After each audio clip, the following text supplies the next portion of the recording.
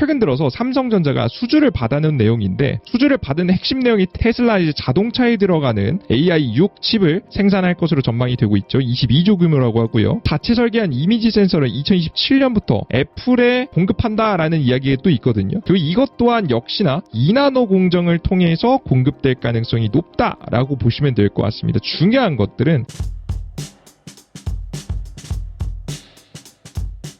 심사임당 시청자 여러분들 모두 반갑습니다. 온더블 투자자문의 이재진 운용력입니다.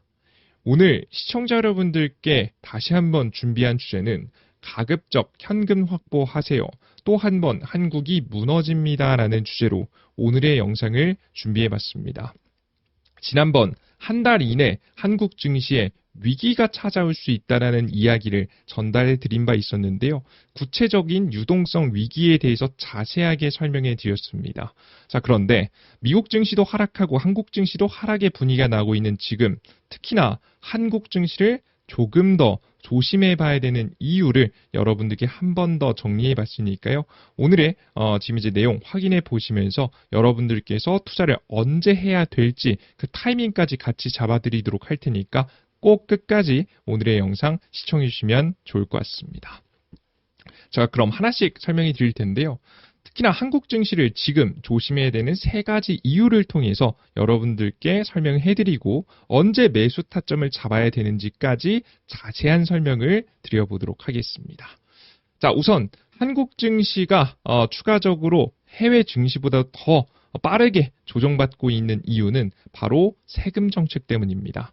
상법 개정을 통해서 증시를 빠르게 끌어올린 현 정부, 지금 현재 계속해서 증시 부양책을 펼칠 것 같았던 현 정부가 태세가 좀 전환되었습니다. 그러니까 정확하게 말해서는 개인 투자자들이 기대하던, 개인 투자 이외에도 기관 투자자, 모든 투자자들이 기대하던 바와 다른 흐름을 보이고 있다는 게 특징입니다. 이 정책 자체가 맞다 틀리다 이런 부분을 떠나서 일단은 기대감 자체가 꺾였다라는 것이 가장 중요하다라고 보시면 될 것 같습니다. 일단 화면에 보시는 바와 같이 증권거래세 0.15%에서 0.2%로 인상이 되게 되고요. 이렇게 되면 투자자들은 거래를 적극적으로 안 하게 됩니다. 그래서 거래량이 전체적으로 감소하는 특징을 가져가고 있습니다.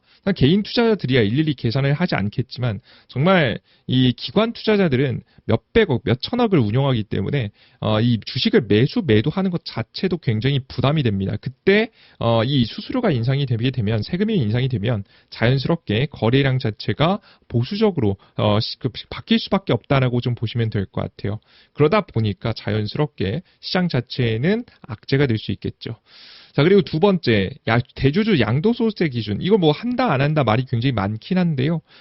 그래도 결국에는 아직까지는 지금 현재 한다 안 한다에 대한 명확한 결정을 내지는 않았습니다. 이 영상을 좀 늦게 보시는 분들은 결정이 나온 다음에 보시는 분들도 있으시겠지만 일단 이런 것 자체가 언급되는 것만으로도 시장의 불안감을 좀 가져다 준다 보시면 될 것 같고요. 이게 만약에 지금 양도세 기준이 50억에서 10억으로 다시 줄어들게 되면 연말에 지금 이제 이 기준 10억을 맞추기 위해서 매도 물량이 많이 늘어날 겁니다. 보통은 미리미리 9월, 10월, 11월 많이 증가하는 모습을 보여주는데요. 특히 지금은 뭐 결론이 나고 나서기 때문에 보통 지금 이제 못해도 9월달, 10월달, 11월달 위주로 지금 이제 매도세가 지속될 거라고 보고 있습니다. 이 세금 안 내려고 매도해놓고 내년도 다음 연도가 되면 다시 사는 거죠. 그래서 연말 매도 물량이 증가하기 때문에 증시 당연히 안 좋다라고 보시면 될 것 같고요. 그리고 기업들에게 안 좋은 이슈도 몇 가지 있습니다. 법인세 인상, 뭐 세금이 인상되는 건 당연히 안 좋은 거고요.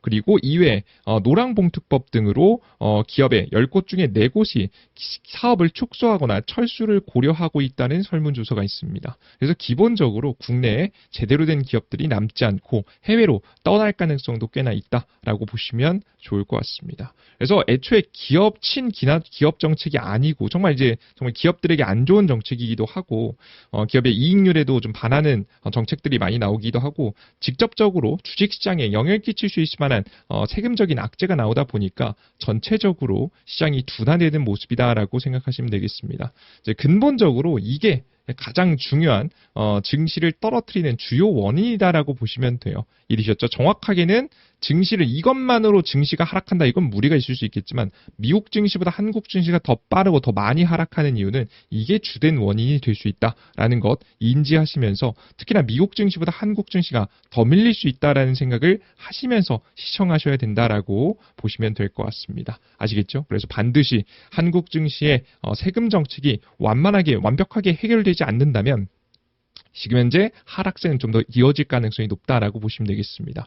차라리 결론을 빨리 내주면 차라리 그 주가를 반영하고 저점을 잡고 할 텐데 아직까지도 결론을 빠르게 내지 않고 있기 때문에 9월 국회까지는 기다려봐야 된다고 봅니다. 모든 이제 법에 대한 내용은 9월에 국회에서 본회의에서 통과가 됩니다. 이제 9월 초에 통과가 되기 때문에 해당 내용이 통과가 되는지 안 되는지 같이 확인하면 좋을 것 같아요. 가능하다면 빨리 결정을 내주면 좋을 것 같습니다. 이만큼 답답한 상황을 길게 끌어봤자 투심을 악화시키는 것만 악화가 계속해서 이어지기 때문에 이게 가장 빨리 해결돼야 된다라고 보시면 될 것 같아요. 이해되셨죠? 그래서 이게 가장 9월 달까지 계속 살아있는 악재이기 때문에 해당 증시를 끌어내릴 것이다라고 보시면 되겠습니다. 자, 그리고 구체적으로 한국의 무역에 지금 이제 무역 수지에 문제가 생겼습니다. 이게 무슨 얘기냐면 이제 요걸 먼저 보시면 좋을 것 같은데요. 화면에 보이시는 바와 같이 이게 화면에 보이시는 건 한국의 무역 수지입니다. 이제 파란색으로 올라가는 건 흑자라고 보시면 될 것 같고요. 흑자. 밑에 이제 노란색으로 나오는 건 적자라고 보시면 되겠습니다. 적자입니다. 근데 이게 2월달, 3월달, 4월달, 5월달, 6월달까지 쭉 상승하다가 갑자기 7월달에 급감했습니다. 이유가 뭐냐면 트럼프 정부가 관세, 이 상호 관세를 몇 월부터 발의했냐면 바로 8월달부터 본격적으로 발의를 했기 때문이죠. 8월달이면은 뭐 7월달까지 괜찮아야 되는 거 아니야? 라고 하시겠지만 이게 왜 그런 거냐면 보통 배는 지금 이제 수출을 할 때 선박을 통해서 배에 실어가지고 수출하는 경우가 거의 대다수입니다. 그럼 보통 배가 가는데 한 달 정도 걸리잖아요. 그래서 6월 달까지 배에 많이 실어서 미국에 이제 관세가 본격적으로 시행되기 전까지 지금 현재 통과를 시키고자 화면에 보이시는 바와 같이 많은 무역 수출이 일어났다라고 보시면 될 것 같고요. 그러다가 이제 관세가 부과되기 시작하니까 본격적으로 지금 이제 무역량 자체가 수출량이 줄어들게 되면서 자연스럽게 흑자폭이 줄어들었다라고 보시면 될 것 같습니다. 이해되셨죠? 수출하고 수입하고 비교해서 흑자 적자를 나누는 겁니다. 자, 근데 현재 이제 무역이 이제 본격적으로 관세가 부여가 됐으니까 미리 구매해놨던 선구매 수요가 이제는 이제 뒤에는 역효과를 좀 낼 수 있겠죠. 그래서 무역량 자체도 더 많이 줄어들게 되면서 자연스럽게 이 흑자폭이 줄어들거나 심지어는 잘못하면 적자까지 날 수 있을 만한 가능성이 시장에 나와주고 있다라고 생각하시면 되겠습니다. 이제 화면에 보이시는 바와 같이 8월 1일에서 지금 이제 10일까지 수출이 4.3% 감소했고요. 특히나 미국 수출은 14.2% 감소했습니다. 이제 관세 때문이라는 거죠. 그래서 무역 수지는 결국 12억 달러가 적자가 났습니다. 흑자도 아니고 적자가 났었거든요. 심지어 이게 적자가 난 게 이제 단기적으로 끝나면 좋겠지만 적자 폭이 아마 이제 곧 21일 날짜로 공개가 될 텐데 21일 날짜로 추가적으로 공개가 됐을 때에도 적자가 이어진다면 까딱 잘못하면 8월 달은 적자 마감에 대한 가능성도 존재한다라고 생각하시면 될 것 같습니다. 특히나 적자폭이 조금 더 커질 만한 가능성이 높다라고 생각이 되는 게 미국이 한국의 제품을 수입할 만한 이유가 점차 더욱더 많이 줄어들고 있어요. 특히나 이제 지금 수출이 좀 덜할 가능성이 높아지고 있는 게 트럼프의 예상되지 않은 관세 정책 때문인데요. 기존에 다들 알고 계시겠지만 트럼프의 관세 정책은 15%로 한국은 상호 관세가 정해졌습니다. 그런데 상세하게 뜯어가 보니까 트럼프가 장난질을 치기 시작했습니다. 이제 현재 미국에서는요. 15% 기존 관세하고 추가적으로 진행했던 게 뭐냐면 이 철강하고 알루미늄에 대해서 50% 관세를 추가적으로 부과하는 거였거든요. 보시면 미국의 국가 안보를 위협하는 무역 행위에 대해서 관세를 부과할 수 있도록 하는 무역 확장법을 근거로 해서 철강하고 알루미늄 수입 관세를 지금 현재 부과를 했었는데 50% 관세였죠. 이거를 여기서 끝내지 않고 철강하고 알루미늄의 파생 상품에도 파생상품 407종에도 추가적으로 관세를 50% 매기겠다고 지네 맘대로 바꿨습니다. 이게 정말 충격적이고 이게 정말 말도 안 되는 사건이라고 좀 보실 수 있을 것 같은데요. 물론 이제 앞으로 이제 정상회담에서 다시 바뀔 수도 있다라고 좀 조심스럽게 좀 가능성이 아예 없는 건 아니긴 하지만 이게 바꾸는 거 쉽지 않을 것 같아요. 그래서 이 부분이 어떻게 바뀌었는지 간단하게 설명드리면 원래는 기존의 철강하고 알루미늄 자체에만 관세를 부과하는 거였는데 어떻게 바뀌었냐면 국내에서 철강하고 알루미늄을 조금이라도 사용하는 제품을 만드는 기업이라면 이것을 수출할 때에도 관세를 매기자 이거죠. 예를 들어서 자동차 부품에 30%의 철강이 들어갔다고 한다면 그 30% 철강에 대해서 50% 철강 관세를 매긴다는 식입니다. 이게 거의 이제 웬만한 제품들은 다 들어가게 되거든요. 그래서 굉장히 큰 문제다라고 좀 보시면 될 것 같고요. 이렇게 되다 보면 실효 관세율이 15%가 아니라 20%, 30%가 넘어가는 경우도 생겨날 수 있다라고 보시면 될 것 같습니다. 그럼 당연히 이런 관세가 진행이 되면 수출 나갈 수 있겠습니까? 수출해봤자 관세 말도 안 되게 지금 뻥튀기해서 매겨지는데 수출이 사실상 굉장히 힘들어지는 단계에 오겠다라고 보시면 될 것 같아요. 여기서 끝나는 것이 아니라 나중에 이제 반도체 관세까지 이제 곧 발표하겠다고 이야기하고 있는데요. 반도체도 굉장히 비슷할 수 있습니다. 만약에 반도체에 20% 관세를 가했다라고 해봅시다. 뭐 20% 관세가 나가진 않겠죠. 예시입니다. 그러면 반도체가 들어가는 모든 제품들, 세탁기, 냉장고, 전자제품, 컴퓨터, 모든 제품에도 또 추가적으로 반도체 가격에 대한 관세를 또 20% 매기겠죠. 이런 사건들이 또 앞으로 더 많이 생겨날 수 있다는 겁니다. 그냥 단순하게 반도체 자체를 추출하는 것에 그치지 않고 반도체가 들어가는 모든 지금 이제 상품들에 다 관세가 매겨지면서 나갈 가능성이 높다. 이렇게 되면 한국 무역시장이 더욱더 힘들어질 수 있다라고 보시면 될 것 같습니다. 그러다 보니까 국내 증시에서도 수출이 줄어들 수 있다는 우려가 조금씩 더 많이 나오고 있는 거죠. 그래서 계속해서 변압기부터 시작해서 최근에 주가가 잘 올라가던 이 전력망 기기 관련된 기업들도 굉장히 위태로운 모습을 많이 보여주고 있고요. 가스터빈, 내연기관 엔진 부품, 공조기, 펌프류, 자동차 및 트럭용, 자재, 샤시 부품, 지게차, 불도저, 굴착기 등 건설기계, 강관 등 웬만한 품목들이 지금 현재 알루미늄, 철강에 들어갔을 때 관세 50% 매기는 품목에 들어간 것을 확인할 수가 있습니다. 우리나라 수출 주요 품목들도 꽤나 많이 들어갔죠. 자동차 변압기, 최근에 이제 자동차 부품 그리고 이제 중장비 기업들까지 싹 다 지금 이제 해당 부분에 걸릴 것으로 보여집니다. 이렇게 되면 다 같이 불편해지는 상황이 오거든요.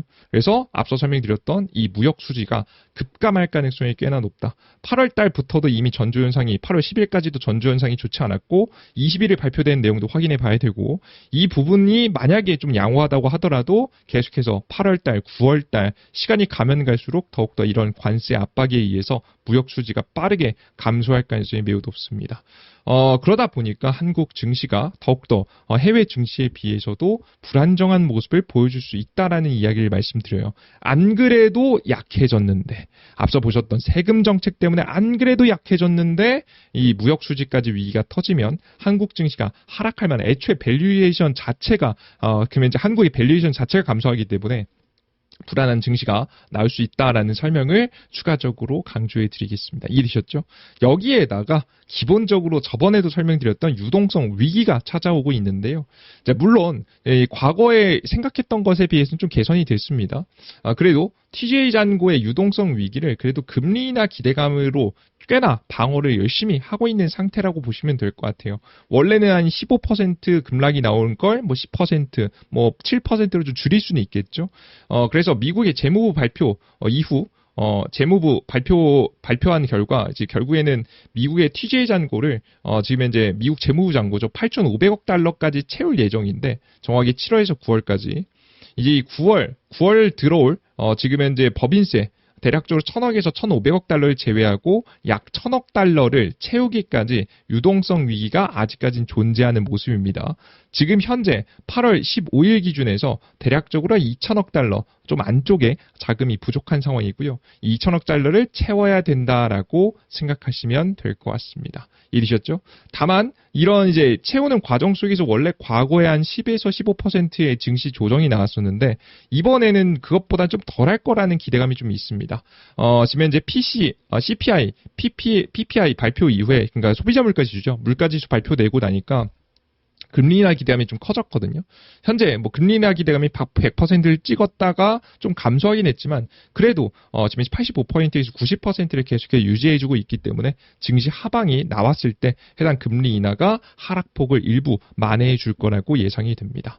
그래서 TJ 유동성 감소 위기를 금리 인하 이슈로 일부 해결 중이라서 그래도 그나마 지금 현재 그나마 버티고 있는 중이다라고 보시면 돼요.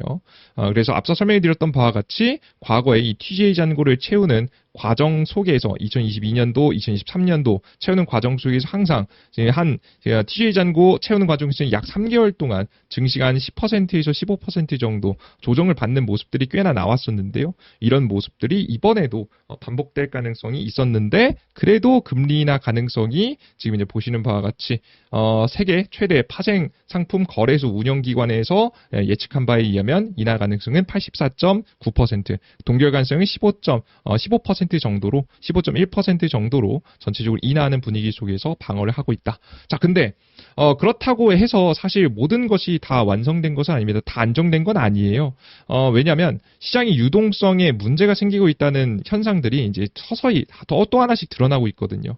바로 가장 대표적인 것들 중에 하나가 바로 뭐냐면 영래포 잔고입니다. 지금 화면에 보이시는 영래포 잔고인데요. 영래포 잔고는 연방준비위원회의 계좌라고 보시면 되겠습니다.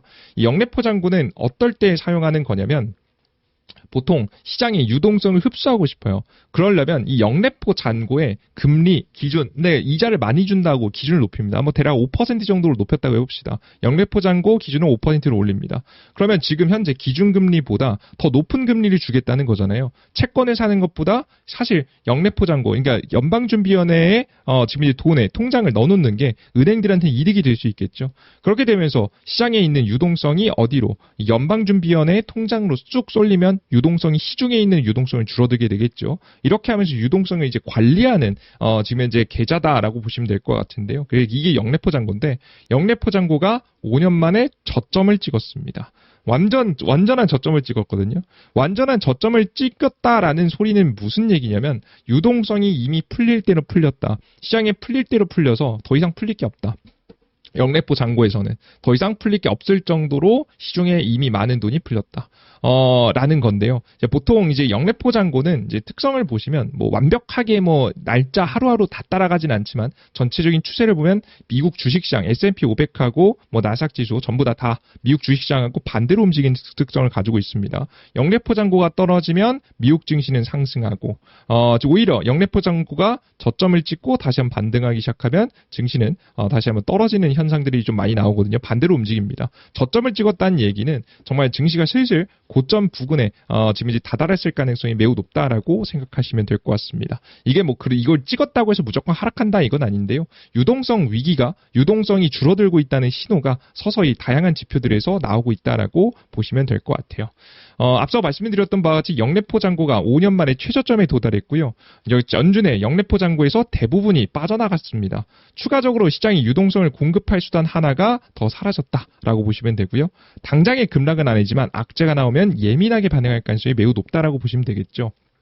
최근에 미국에서 뭐 AI 거품론, 뭐 딥시크의 추가적인 출시, 뭐 이런 얘기 나오면서 시장이 조정받았는데 사실 대단한 이슈 아니거든요. 샘 올트먼의 실제 인터뷰를 보시면 이게 정말 뭐 AI 시장이 거품이라고 말한 것도 아니에요. 약간 과열됐다. 인터뷰 중에 그런 발언들이 일부 나온 것뿐이고 그렇다고 해서 미국의 지금 이제 AI 시장이 문제다 이런 발언은 절대 하지 않았거든요. 그럼에도 불구하고 말도 안 되는 이 거품론이 서서히 퍼지게 되면서 시장이 말도 안 되는 악재로 조정받고 있습니다. 이게 전형적인 유동성이 없어져서 조정받는 증시거든요. 그래서 우리 투자자 여러분들께서는 이런 유동성이 감소하는 때를 특히나 조심할 필요가 있습니다. 특히나 지금 현재 8월달, 9월달 시즌까지는 이 휴가 시즌입니다. 휴가 시즌에는 거래량이 줄어들어서 말도 안 되는 악재에도 바로바로 시장이 대응을 못합니다. 거량이 없기 때문에 그대로 음봉을 빼버리는 경우가 굉장히 많거든요. 그래서 우리 시청자 여러분들은 반드시 이 유동성에 대한 악재가 나오고 계속 다양한 곳에서 금리 인하가 어느 정도 방어해주긴 하겠지만 그럼에도 불구하고 유동성에 대한 악재들이 계속 여기저기서 발견되고 있기 때문에 일부 조정은 나올 수 있다라는 건 인지하시면서 대응해 보시는 게 좋지 않을까라는 생각이 됩니다. 일이셨죠? 자, 그렇다면 도대체 언제 사야 될까? 사실 이게 제일 궁금하죠. 언제 사야 될까? 일단 근본적으로 우리는 기다려야 됩니다. 언제까지 기다려야 되냐면 앞서서 한국의 가장 큰 문제는 뭐라고 했죠? 정부 정책이라고 설명드렸죠. 정부 정책이 가장 큰 우리나라에 악영향을 끼치는 요소이기 때문에 일단 정부 정책이 결론이 났다는 소리는 시장에 이미 반영됐다는 얘기고 충분히 조정받았다는 얘기니까 9월 초 지금 이제 한국의 국회에서 통과되는지 여부가 굉장히 중요하다고 보시면 되고요. 9월 초까지는 우리가 정말 조심해 볼 필요가 있다라고 기본적으로 일정에 대한 부분을 설명드리고요.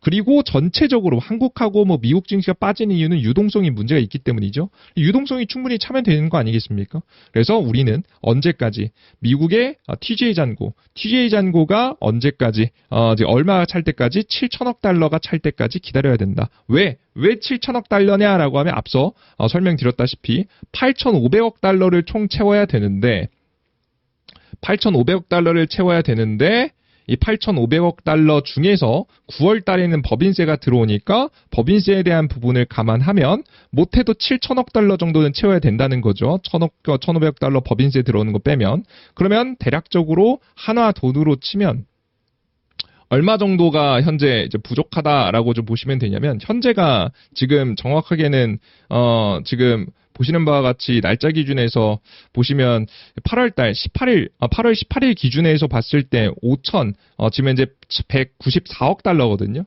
현재. 오타에 대한 부분인데 요건 좀 여러분들께서 양해 부탁드립니다. 오타가 일부 있네요. 지금 이제 이 기준이 있는데 이 기준에서 우리가 못해도 한 2천억 달러 정도, 2천억 달러 좀 안 되는 돈을 채워야겠죠. 그럼 이 채우기 전까지 우리가 좀 기다려 봐야 됩니다. 2천억 달러가 충분히 채워지면서 TGA 잔고가 7천억 달러까지 차오르면 그때가 여러분들께서 매력적으로 매수해 봐도 되는 구간이다. 이쯤이 되면 한 8월 말에서 9월 초 정도가 될 거거든요. 근데 우리는 이제 우리나라 국내 이 개별적인 악재가 있기 때문에 해당 부분이 정확하게 통과가 되는지 9월 초에 확인하고 TGA 잔고가 7천억 달러까지 왔는지 확인하고 여러분들께서 매수하기 시작하시면 충분히 대응하시는 데 도움이 될 수 있을 거라고 생각이 됩니다. 요거는 이제 미국 재무부에서 매번 확인할 수 있으니까요. 개별적으로 확인을 원하시는 분들은 미국 재무부 검색하셔서 확인해 보셔도 되고요. 만약에 혼자서 힘들다라고 하시면 저희가 또 다음 영상을 통해서 TGA 잔고가 얼마나 찼는지 매번 주기적으로 체크해 드리도록 할 테니까 다음 영상도 계속해서 시청해 주시면 좋을 것 같습니다. 그리고 제가 직전에 말씀드렸던 신용잔고가 마이너스 12% 빠지면 이때부터 이제 보통 다시 시장은 단기 저점을 잡거든요. 이제 시장이 너무 과하게 빠지면 신용잔고를 통해서도 저점을 잡을 수 있으니까 요 해당 부분도 같이 확인하시면 좋을 것 같습니다. 신용잔고가 지금 22조죠. 22조로 쭉 올라가고 있는데 이게 고점 대비해서 12% 정도 빠지면 이때부터 시장은 단기 저점을 잡습니다. 요 기준도 제가 직전에 한번 보여드린 바 있었죠. 길어지니까 이제 오늘 영상에서 설명드리지 않을 건데 요 기준도 잊지 마시고 저기에 보시면 되겠다라고 보시면 될 것 같습니다. 이 기준주 중에 둘 중에 하나라도 기준 맞으면 항상 여러분들께서 그때부터 분할 매수를 시작해야겠구나 생각하시면서 대응하시면 좋지 않을까 싶습니다. 아시겠죠? 이 내용은 앞서서 설명해드렸던 내용이에요. 하나 기준에서 대략적으로 250조가 현재 더 필요한 상황이라서 이게 충분히 채워지고 나면 매수를 하면 되겠다라고 설명을 해드리도록 하겠습니다. 앞서 근데 그냥 살면 안 되고 이 기준이 맞고 플러스 더 한국의 9월 초 국회가 끝나면 제가 기억하기로는 9월 3일, 9월 5일 요즘이었습니다. 굉장히 초였기 때문에 여러분들께서 9월 국회에서 완벽하게 통과되면 국회는 조금씩 미뤄지기라고 좀 당겨지기도 하니까요. 여러분 그 부분은 일정은 일일이 시장 검색하시면서 그때 당시에 가서 찾아보시는 걸 권장해 드립니다. 그래서 이 9월 달 문제 해결되고 TGA 잔고만 충분히 차고 유동성이 끝나면 그때부터는 적극적으로 매수해 봐도 되는 시장이 곧 다가오게 되니까요. 조금만 더 인내하시고 잘 기다리셨다가 현금 마련해 두셨다가 그 저점 자리에서 찍어 보시는 걸 권장해 드리겠습니다. 좋습니다. 여기까지 우리 시청자 여러분께 준비한 내용이고요.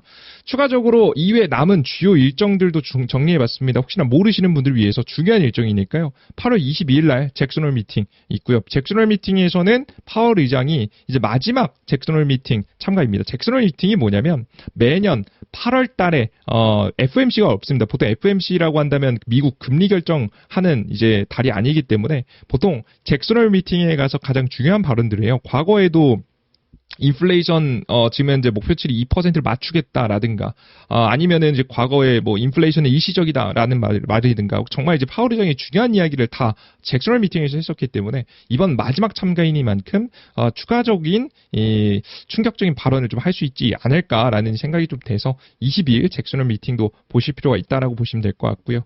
그리고 그 이외에도 8월 29일 날짜로 근원 PC 뭐 이게 연방준비위원회에서 가장 중요하게 보는 금리를 내리거나 올릴 때 물가를 가장 중요하게 보잖아요. 현재 시점에서는. 물가를 볼 때 특히나 근원 PC 지표를 중요하게 봅니다. 개인 소비 지표로 물가가 얼마나 상승하고 하락했는지 요게 확인이 되면 증시에 또 변화를 줄 수 있을 것 같으니까 해당 이슈 잘 확인하시면 좋을 것 같고요. 그리고 9월 5일 고용지표 발표 있습니다. 고용지표 발표 직전에 좀 많이 안 좋게 나왔었죠. 이번에도 안 좋게 나오는지 좀 보실 필요가 있을 것 같은데 아마 안 좋게 나올 가능성이 높습니다. 계속해서 이민자 추방 정책을 가장 적극적으로 트럼프가 진행하고 있어서 고용지표는 좀 안 좋지 않을까 예상이 되고 있고요. 그리고 9월 중순 CPI, PPI 발표 있고요. 드디어 가장 기다리던 9월 18일 날짜로 미국의 FOMC 금리 일정이 있습니다. 금리 결정이 있으니까 해당 내용들 확인해 보시면 좋을 것 같습니다. 아시겠죠? 이 날짜들은 뭐 캡처나 이런 거 해두셨다가 미리미리 같이 체크해 두시면 더 좋을 것 같습니다. 좋습니다. 간단하게 여기까지 시장에 대한 이야기 쭉 훑어봤고 주요 앞으로 조심해야 되는 뉴스들도 정리해서 간단하게 정리해 드렸습니다. 항상 주식시장엔 100%는 존재하지 않습니다. 그런 건 없고요. 다만 그렇기 때문에 우리가 분할 매도, 분할 매수를 하면서 항상 대응을 하는 거고요. 현재 시점에는 현금을 20-30% 정도는 들고 있어요. 제가 앞서 말씀드렸던 TCA 잔고라든가 아니면은 시중 반대매매 물량이 12% 정도 빠졌을 때라든가 시중 물량이 빠졌을 때라든가 혹은 한국의 정부 정책이 결국 증시에 다 반영이 됐을 때 그때부터 여러분들께서 주식을 잘 사 모으시면 좋은 반등의 기회 속에서 좋은 수익을 볼 수 있을 것 같으니까요. 잘 기대해 보시면 좋을 것 같고요. 그리고 한 가지 더 강조해 드리면 지금 당장의 단기적인 위기가 오고 있지만 결국에는 내년도 2026년도 기준에서는 유동성을 굉장히 많이 공급할 만한 이슈들이 너무나도 많습니다. 특히나 미국 정부가 비트코인을 적극적으로 흡수하게 되면서 심지어 비트코인을 기반으로 해서 대출도 나오게 된다라는 이야기가 나오고 있거든요. 비트코인, 이더리움 기반으로 해서 최근에 이더리움이 올라간 이유가 그겁니다. 그럼 이게 왜 의미가 있느냐라고 하면 이 비트코인, 이더리움을 기반으로 해서 대출해 준다는 소리는 뭐냐면 비트코인, 이더리움을 사실상 제도권에 제대로 들어서겠다는 얘기거든요. 이게 무슨 얘기냐면 비트코인, 이더리움을 가지고 있는 사람들은 한번 청산을 통해서 엄청난 세금을 내지 않는다면 사실 자산화가 불가능했습니다. 주식으로 사거나 아니면 부동산을 사거나 이거 사실상 불가능했는데 엄청난 세금을 내지 않으면 애초에 비트코인, 이더리움 수익이 굉장히 크신 분들이 많으니까 수익만큼 세금을 엄청 많이 냈어야 되는데 이거 청산을 하지 않고도 은행에서 담보로 잡아서 대출을 해주겠다는 얘기는 자연스럽게 그 중간 청산 세금을 내지 않고도 결국엔 돈을 빌려주겠다는 얘기거든요. 결국 자산을 살 수 있게 은행에 지금 주식이라든가 채권이라든가 아니면은 부동산이라든가 살 수 있게 해주겠다는 거거든요. 이를 통해서 미국 자산시장에 엄청난 유동성을 공급해줄 가능성이 꽤나 높기 때문에 이런 이슈들 덕분에 증시는 전체적으로 유동성 공급과 함께 상승의 그림을 그려갈 수 있습니다. 여러분들께서 이번 증시에서도 타점 잘 잡으셔서 잘 공략하시면 조금이라도 도움이 될 수 있을 만한 자리 공략할 수 있으니까요. 항상 잘 지켜보셨으면 좋겠고요. 그리고 제가 오늘 말씀드릴 내용은 제가 최근에 정리한 내용 기준에서 전략을 정해본 겁니다. 전략에 대한 부분은 항상 디테일한 부분은 조금씩 바뀔 수 있거든요. 계속해서 디테일한 부분을 잘 맞춰가시면서 시장을 공략하시기 위해서는 매번 올라오는 저희 심사임당 채널에 올라오는 영상들 항상 굉장히 잘 열심히 준비해서 올려드리고 있으니까 올라오실 때마다 확인해 주시면 더 좋을 것 같습니다. 좋습니다. 오늘 지금 현재 해당 주제는 여기까지 마무리해 보겠습니다. 모두 집중하시냐고 고생 많으셨습니다. 수고하셨습니다. 감사합니다. 심사임당 시청자 여러분들 모두 반갑습니다. 온더블 투자자문의 이재진 운용력입니다. 오늘 여러분들께 준비한 주제는 삼성전자 이때까지 꼭 버티세요. 큰돈 법니다. 라는 주제로 오늘의 주제를 준비했습니다. 삼성전자를 들고 계시는 분들 혹은 신규 매수를 고민하시는 분들이 판단할 때 도움이 될 수 있을 만한 내용들을 준비했고요. 항상 우리가 주식시장엔 100%는 다 예측할 수 없습니다. 주가를 당연히 상승과 하락에 대해서 무조건 다 맞춘다. 사실 그건 불가능하죠. 하지만 그럼에도 불구하고 우리가 삼성전자의 주식을 특히나 들고 계시는 분들은 자세하게 어떤 일정과 이슈가 있는지 정리해놔야 어떤 상황이 왔을 때든 대응할 수가 있습니다. 그래서 여러분들께 기본적으로 어떻게 우리가 삼성전자를 바라봐야 되는지 여러분들의 판단에 도움이 될 수 있을 만한 내용들을 쭉 정리해봤으니까 영상 꼭 시청하시면서 여러분들의 투자에 조금이라도 도움이 되셨으면 좋겠습니다. 자, 그럼 본격적으로 오늘의 내용 진행해 보도록 하겠습니다. 자, 우선 여러분들께 제가 준비한 내용은 바로 삼성전자가 2026년도 1분기라고 한다면 내년 1월에서 3월까지죠. 3월까지 긍정적일 것 같다라고 생각이 되고요. 그때까지 삼성전자가 강한 상승세를 한번 보여줄 수 있다라고 보고 있어서 여러분들께 이야기를 준비해 봤으니까 해당 내용 오늘 집중해서 시청해 주시면 좋을 것 같습니다. 자, 우선 가장 첫 번째 삼성전자의 상승이 기대되는 첫 번째 이유입니다.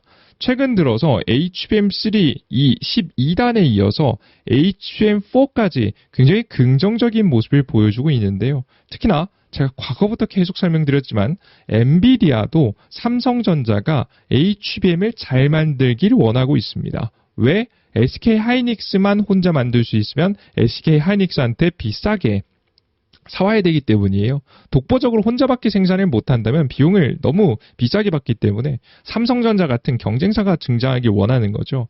특히나 TSMC 같은 경우에도 독보적으로 혼자서밖에 생산을 못하니까 GPU 반도체를 사실상 TSMC한테 엔비디아가 사실 끌려다니고 있거든요. 어느 정도. 그래서 이런 부분들 때문에 엔비디아는 더욱더 특히나 삼성전자에게 적극적으로 협조하는 모습을 보이고 있다라고 보시면 되겠습니다. 그래서 최근에 호재가 계속되고 있어요. 상세하게 어떤 호재인지에 대해서 살펴볼 거고요. 디테일한 부분이 중요하니까 여러분들께 제가 강조해 드리는 부분은 기억하고 계시면 더 좋습니다. 일단 우선 알파경제 취재에 종합하면 엔비디아와 삼성전자는 최근 HBM3 이 12단을 공급하기로 합의했다고 합니다. 합의된 내용에 따르면 엔비디아는 삼성전자에 가까운 시일 내에 HBM3 12단 지금 현재 물량을 굉장히 많은 물량은 아니지만 적절한 물량을 순차적으로 공급한다라는 내용을 공개했습니다. 근데 여기서 중요한 게 뭐냐면 이거예요. 삼성전자에 공급된 HBM 12단은 수랭식 서버에만 전량 사용되는 것으로 전해졌다라는 내용이거든요. 이걸 어느 정도 추측을 어느 정도 해보자면 우리가 100% 다 할 수는 없겠지만 어느 정도 추측을 해보자면 과거부터 삼성전자의 HBM은요 발열 문제가 있었어요. 발열 문제를 잡지 못했다는 이야기들이 굉장히 많았었거든요. 재설계 이후에도 계속 발열이 문제가 돼가지고 납품을 못했었습니다. 그런데 순행식으로 공냉식이라면 공기로 순환시켜서 지금 이제 반도체 시킨다고 보시면 되고요. 순행식 같은 경우에는 말 그대로 액체 속에 특수용액이긴 합니다. 그냥 물은 아니고 특수용액에 넣어가지고 지금 이제 이 반도체를 식히는 방식인데요. 비교적 공냉식보다 훨씬 더 냉각이 쉽겠죠. 수냉식 자체가. 그렇게 되면서 자연스럽게 발열에 문제가 일부 있더라도 수냉식을 통해서 납품을 하고 사용할 수 있는 구조를 만든 게 아닌가라는 조심스러운 예상이 좀 됩니다. 그래서 우선은 공급한다는 것 자체는 굉장히 긍정적이다라고 생각하시면 될 것 같아요. 자, 그리고 두 번째, 삼성전자의 HBM4 승인에 대한 이슈가 나왔습니다. 완벽한 이제 납품 어느 정도 하기로 했다 이것까지는 아닌데 지금 현재 승인이 어느 정도 긍정적으로 이루어지고 있다라고 생각하시면 될 것 같습니다. 삼성전자가 지난달 인공지능 AI 반도체 부분에서 독보적 1인 엔비디아에 보낸 6세대 고대형 메모리 이게 HBM4죠. HBM4가 신뢰성 검증 시험을 통과해서 이달 말 최종 양산 직전 단계에 진입한 것으로 파악됐다라는 기사들이 나오고 있습니다. 지난달 엔비디아에 납품한 HM4 샘플이 초기 시제품 시험과 품질 시험을 통과해 이달 말 프로덕션의 단계에 돌입한다고 합니다. 이게 뭔지 정확히 봐야겠죠. 업계의 한 핵심 관계자는 수율을 포함한 품질 부분에서 긍정적인 평가를 받고 PP 단계, 프리프로덕션 단계에 들어선 것으로 안다면서 프리프로덕션 단계를 통과하면 11월에서 12월 대량 생산이 가능한 상황이라고 현재 설명을 했습니다.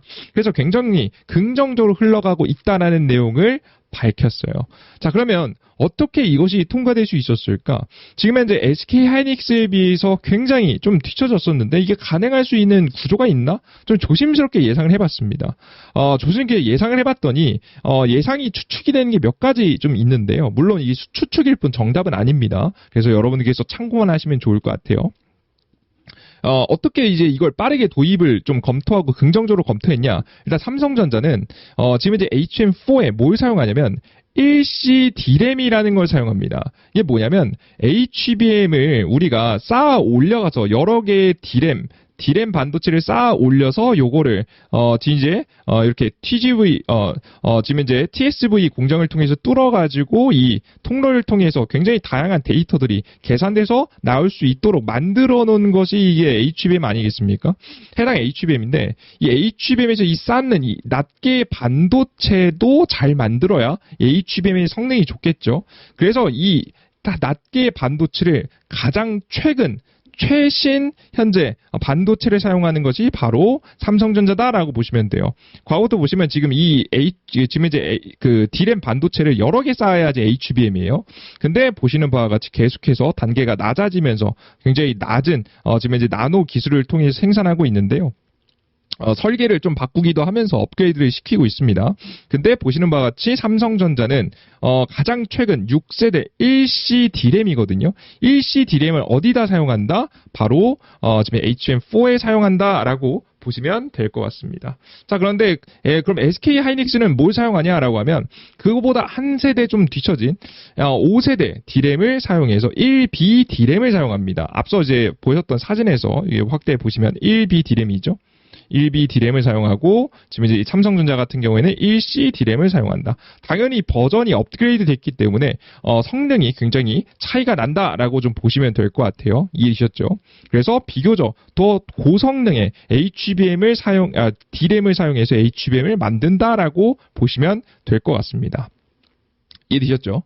그러면 우리가 이런 정보들을 파악했다면 현실적으로 좀 기대감을 좀 파악해 볼 수 있겠죠. 그럼 우리가 어떤 기대를 해볼 수 있느냐라고 하면 삼성전자의 지금 현재 HBM에 들어가는 D램은 과거부터 발열 문제로 계속해서 재설계한 이력이 존재합니다. 그죠? 그리고 최근에 발열 문제를 완벽하게 잡지 못해서 HBM3 12단도 액침 냉각용, 지금 이제 액체로 냉각하는 지금 현재 반도체에만 엔비디아에 납품했습니다. 그죠? 그래서 물량이 엄청 많지는 않았죠. 이번에 HBM4 또한 일시 D램 6세대 반도체 칩을 재설계해서 열심히 이제 뭐 단점을 줄이고자 노력은 했겠지만 확실히 성능은 좋겠죠, 그죠? 이제 워낙 이제 친기술을 사용한 거니까. 다만 이 또한 발열 문제가 존재할 가능성이 있다라는 것은 인지할 필요가 있어요. 그죠? 우리가 공냉식에 사용되는 HBM도 만들면 좋겠지만 만약 그게 아니라면 지금 이제 앞서 보셨던 이 HBM3E처럼 액침 냉각용으로만 판매가 되는 GPU에 들어갈 가능성도 꽤나 있다라고 보시면 될 것 같습니다. 이해되셨죠? 그래서 이게 액침 냉각 전용 반도체 칩인지 아니면은 공냉식에도 사용될 수 있는 반도체 칩인지 확인할 필요가 있다라고 생각하시면 될 것 같고요. 일단 뭐 못해도 일단은 액침 냉각 정도는 정말 기대감이 정말 있는 상태고 현실성이 있다라고 해서 이 정도로 확보해 가고 정말 이제 정말 대단한 공정을 통해서 삼성전자가 정말 역전을 해냈다면 공랭시까지 가능할 것 같다. 그러면 정말 삼성전자의 본격적인 반격이 시작될 것 같다라는 기대감을 여러분들께 설명을 해드립니다. 아시겠죠? 자, 그럼 도대체 이걸 언제 납품하냐라고 하면 연말 이 기준을 딱 싹 다 봤더니 결국에는 2026년도 1분기까지는 모든 것이 결정돼가지고 양산이 진행되고 있어야지 언제부터 2분기부터 납품해서 엔비디아가 지금 이제 하반기부터 지금 이제 이 루빈이라는 반도체를 출시해가지고 판매를 할 수 있거든요. 그래서 못해도 2026년도 1분기에는 양산이 되고 있어야 된다. 그래서 이에 따른 기대감이 가장 커지는 시기를 생각해보면 1분기다. 그래서 1월에서 3월 달에 이 HM4에 대한 기대감이 가장 역대급 고점에 지금 이제 올 가능성이 높다라는 거 여러분들께서 인지하고 계시면 좋을 것 같습니다. 진짜 돈이 되는 시기가 다가오니까요. 이 시기에 관련된 주가가 기대감에 꽤나 긍정적일 가능성이 높겠죠. 그래서 첫 번째 앞서 설명드렸던 바와 같이 삼성전자가 내년 1분기에 특히나 긍정적인 이유 첫 번째 HBM에 대해서 쭉 설명을 해드렸습니다. 자, 그리고 두 번째는 삼성전자 파운드리 수주인데요. 파운드리 수주 일정들을 쭉 보면 결국에는 내년 1분기가 굉장히 중요해 보입니다. 이게 무슨 얘기냐면 지금 최근 들어서 삼성전자가 수주를 받아놓은 내용인데 수주를 받은 핵심 내용이 테슬라 이제 자동차에 들어가는 AI6 칩을 생산할 것으로 전망이 되고 있죠. 22조 규모라고 하고요. 그리고 추가적으로 자체 설계한 이미지 센서를 2027년부터 애플에 공급한다라는 이야기가 또 있거든요. 그리고 이것 또한 역시나 2나노 공정을 통해서 공급될 가능성이 높다라고 보시면 될 것 같습니다. 중요한 것들은 결국에는 2나노 공정이 성공해야 된다는 얘기예요. 자, 근데 2나노 공정이 성공을 실패했다는 내용이 도대체 언제 어디서 확인할 수 있느냐라고 하면 삼성전자가 실패했다고 대놓고 밝히겠습니까? 성공했냐 실패했냐는 결국 엑시노스에서 나오게 될 것이라고 보고 있습니다.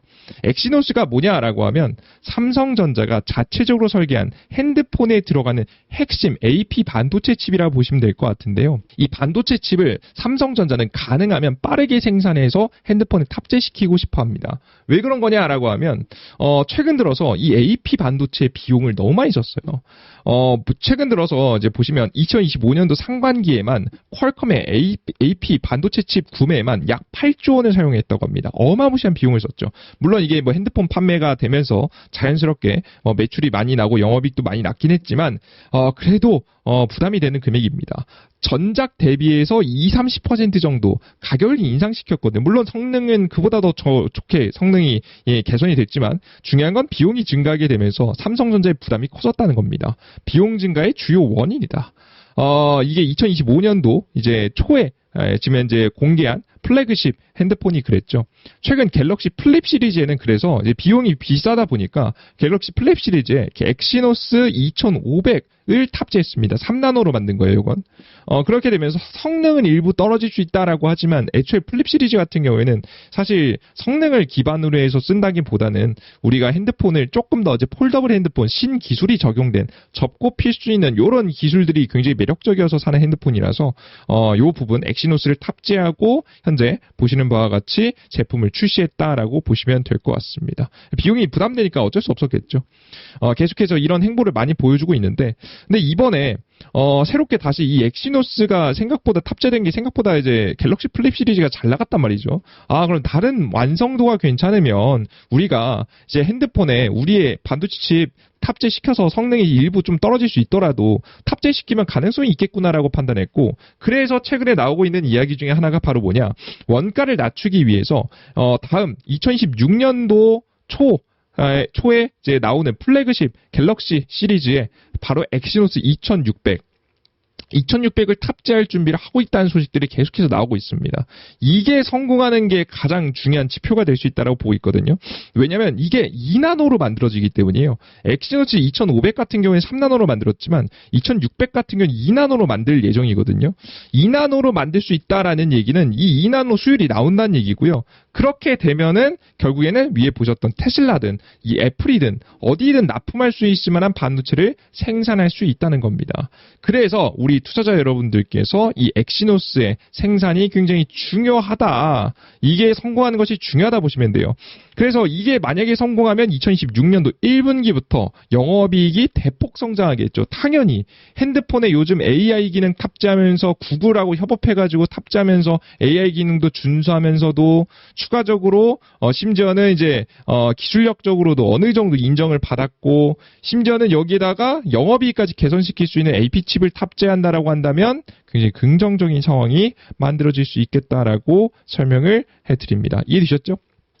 여기까지 여러분들께서 확인하셨을 거라고 저는 생각이 됩니다. 그래서 내년도 1분기에 특히나 기대감이 너무나도 커지는 시기가 다가오고 있는 거죠. 그래서 이런 기대감이 더욱더 중첩될수록 더욱더 큰 상승세가 한 번은 나오지 않을까라는 예상이 되고요. 이때쯤 되면 아마 전고점 부분, 직전 고점 부분을 한번 넘볼 수 있을 만한 타이밍이 되지 않을까라는 예상을 조심스럽게 하고 있습니다. 여기에다가 이것만 있으면 사실 조금 이것만 있으면 너무 기대감이 큰 거 아니야라고 생각하시겠지만 여기에다가 이것까지 더 더하면 굉장히 좋습니다. 바로 뭐냐면 미국의 유동성 기대감 시작이라는 건데요. 미국의 유동성이 굉장히 긍정적으로 흘러갈 만한 가능성이 높아지고 있는 상황입니다. 왜 그런 거냐라고 하면 2025년도 3분기에 TGA 잔고가 이제 다 채워지면서 유동성 위기가 끝납니다. 이게 유동성 위기가 아예 종료가 되고요. 그 다음에 나오는 정책 시행 일정을 보시면 타 유동성을 공급해주는 정책 이슈들이 나와주고 있거든요. 하나씩 보겠습니다. 보면 미국 은행이 자본 규제 SLR 완화가 되기 시작하는 시기가 8월 중순 이후부터입니다. 이게 근본적으로 뭐냐면 미국의 은행들이 자본 규제가 완화되면서 정말 원래는 과거에 내가 100만 원 있으면 한 1000만 원 정도의 자산을 살 수 있었다라고 한다면 이제는 100만 원 정도만 가지고 있어도 2천만 원 정도 살 수 있는 정도의 이제 규모를 좀 키울 수 있는 이제 구조가 나온 거예요. 내가 들고 있는 자본금에 비해서 더 많은 돈을 지금 이제 더 매입할 수 있는 상황이라고 보시면 되겠죠. 물론 제가 방금 말씀드린 것처럼 1000만 원에서 2천만 원으로 이렇게 두 배씩 늘어나진 않겠지만 근본적으로 이런 이 유동성을 풀어줄 수 있을 만한 정책들, 금융상품을 더 구매할 수 있을 만한 정책들이 나오게 되면서 자연스럽게 규제가 완화됐고 시장의 유동성이 공급이 될 것이다라고 보시면 될 것 같습니다. 은행 규제가 완화됐다. 굉장히 긍정적인 소식이죠. 다만 이게 뭐 메인은 아니고요. 뒤에 나오는 이 두 번째, 세 번째, 네 번째, 다섯 번째가 가장 메인이죠. 먼저 보면 스테이블 코인 발행, 달러 기반 스테이블 코인 발행 법안이 통과가 됐잖아요. 이게 검토를 거쳐서 결국 시행될 시기는 내년 바로 1월 달부터입니다. 빠르면 이 연말, 지금은 2025년도 12월에도 시행될 수 있긴 한데, 결국에는 가장 가능성이 높다라고 평가되는 것은 내년 1월 달 초입니다. 내년 1월부터 본격적으로 시행되기 시작하면 유동성을 공급해주겠죠. 이 또한 역시나 2026년도 유동성 증가에 영향을 끼칠 것이고 그로 인해서 자산 가격의 상승, 부동산이든 주식시장이든 전체적으로 상승하는 분위기를 만들 수 있다라고 보시면 되겠습니다. 자, 그리고 최근에 가장 중요한 이슈로 떠오르고 있는 거죠. 바로 2026년도 금리 인하 기대감인데요. 뭐냐면 지금 현재 연방준비위원회 의원들이 7명이거든요. 총 7명 중에서 3명이 트럼프 편입니다. 정확히 트럼프 편이라기보다 트럼프의 정책을 좀 지지하는, 트럼프가 금리 인하를 주장하고 있는데 이 주장에 대해서 지금 이제 긍정적으로 사인을 보내고 있는 인물이 3명이고요.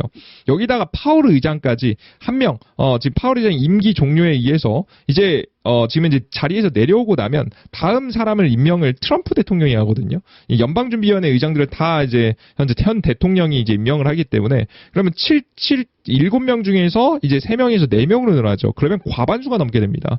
과반수가 넘으면 적극적으로 금리 인하가 이루어질 가능성이 높고요. 그로 인해서 자연스럽게 시장의 유동성이 대폭 증가하게 될 가능성이 높습니다. 물론 제로금리까지 떨어지기보다는 상황에 따라서 어떨지 모르겠지만 엄청난 경기 침체가 오지 않는 이상 제로금리까지 떨어지진 않아도 중립금리 수준까지 현재 자리에서 한 1%에서 많으면 2% 정도까지는 떨어질 가능성이 높다라고 이야기가 나오고 있거든요.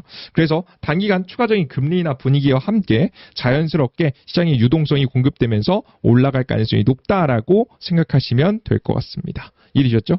자, 그리고 추가적으로 요 이슈 꼭 알아두실 필요가 있을 것 같은데요. JP모건이 2026년 중에 비트코인하고 이더리움 기반에서 대출 상품을 출시하겠다는 이야기를 했습니다. 제가 뭐 다른 영상에서도 다른 내용이라든가 다른 설명에서도 계속해서 설명드리는 내용인데 이게 굉장히 큰 규모입니다.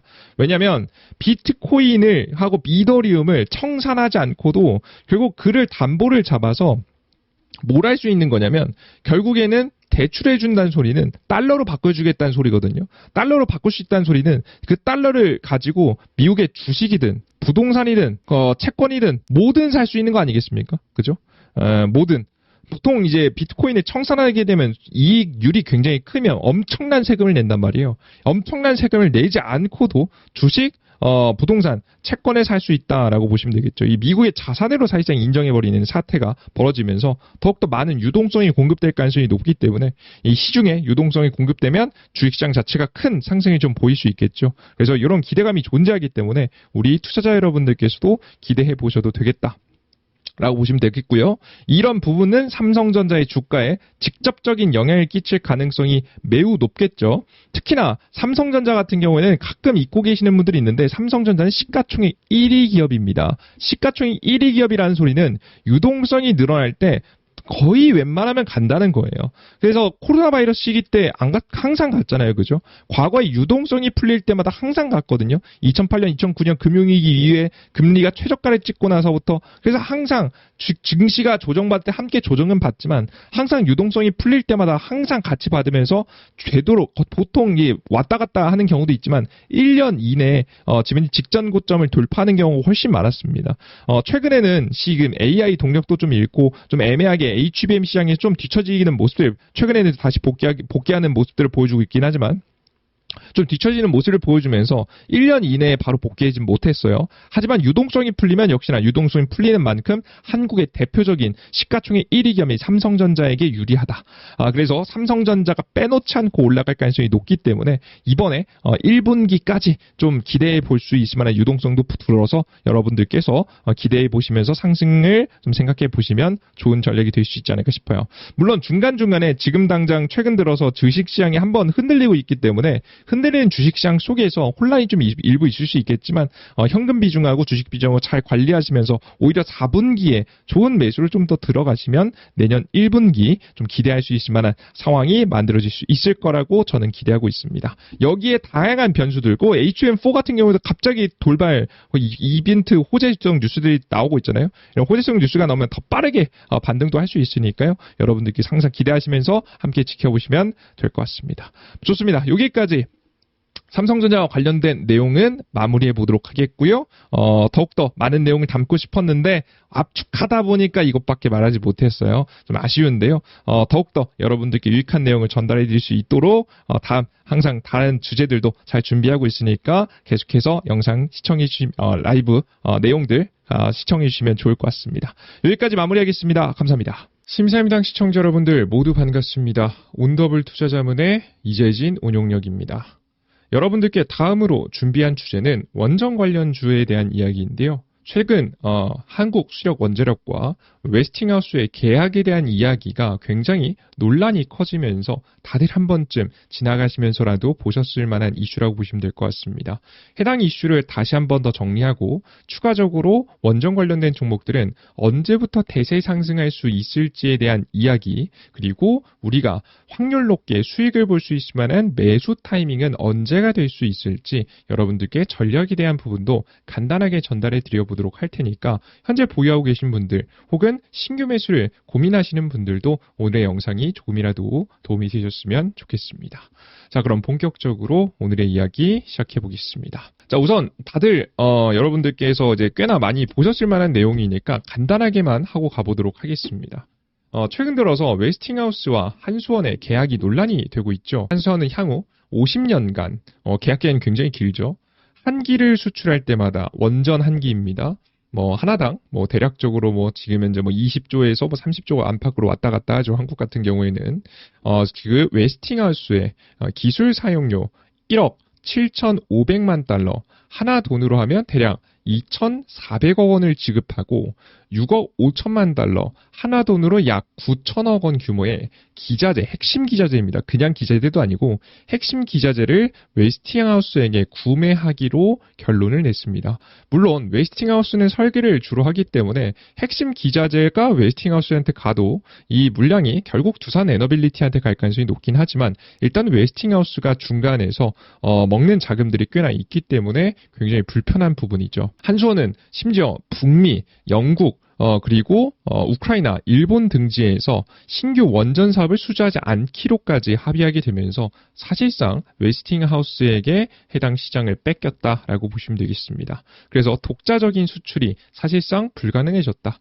남은 지역 같은 경우에는 뭐 아시아 지역을 볼 수 있을 것 같은데요. 구매력도 크게 없고요. 그리고 사실상 절실한 국가도 그렇게 딱히 많지 않습니다. 그리고 아시아 지역에서 가장 많은 원전을 필요로 하는 국가는 중국이거든요. 미국이 계속 에너지 패권을 가지고 괴롭히고 있기 때문에 뭐 이란이라든가 러시아라든가 계속 지금 이제 에너지국을 막기 위해서 괴롭히고 있죠. 그래서 가장 많이 하는데 중국 같은 경우는 자체적으로 지금 이제 원전을 지을 수 있을 만한 기술력을 가지고 있어서 사실상 한국에게는 제대로 수주를 받을 수 있을 만한 지역은 많이 없는 상태다라고 보시면 될 것 같아요. 심지어는 요거까지 이제 이 이슈가 굉장히 많이 크게 논란이 되면서 주가가 하락한 것으로 보여지는데요. 나머지도 이제 굉장히 치명적이지만 특히나 소형 모듈 원전, 이 소형 모듈 원전을 수출할 때도 이건 뭐 독자적인 개발이라고 해서 우리 자체적으로 수출할 수 있다라는 이야기가 굉장히 많았었거든요.